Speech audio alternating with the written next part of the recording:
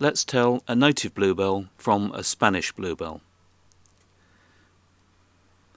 April into May is the season for bluebells.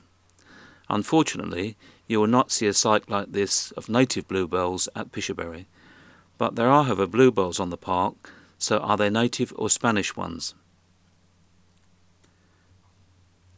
Native bluebells are very blue and are usually found in woods. Spanish bluebells are paler and mostly in gardens, but what other differences are there? Right, here we are then, back indoors.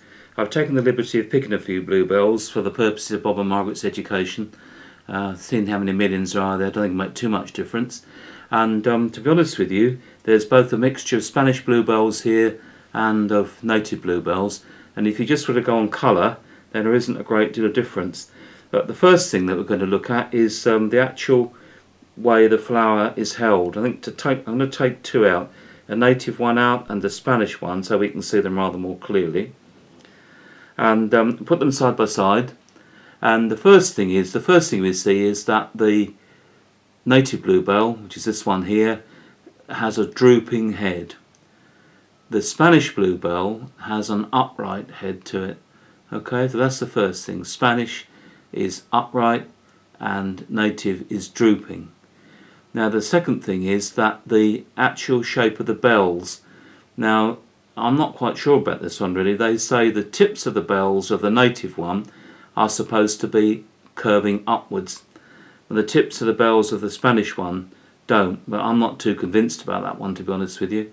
So the shape of the bells, these are definitely much more tubular. The native one is definitely much more tubular. The scent, you'll have to take my word for it, the native one definitely has a bluebell smell to it. The Spanish one has a slight smell, but this one is definitely stronger.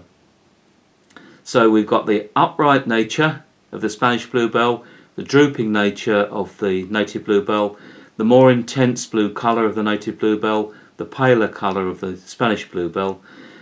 This has a typical characteristic scent to it. This has very small amount of scent, and the tips of the petals are supposed to be upcurved on these tubular flowers, and on the Spanish one they're not supposed to be like that. Now the last thing is the pollen. We need to have a look at the pollen, so for that we're going to have to go to our USB microscope. The native bluebell has creamy white pollen,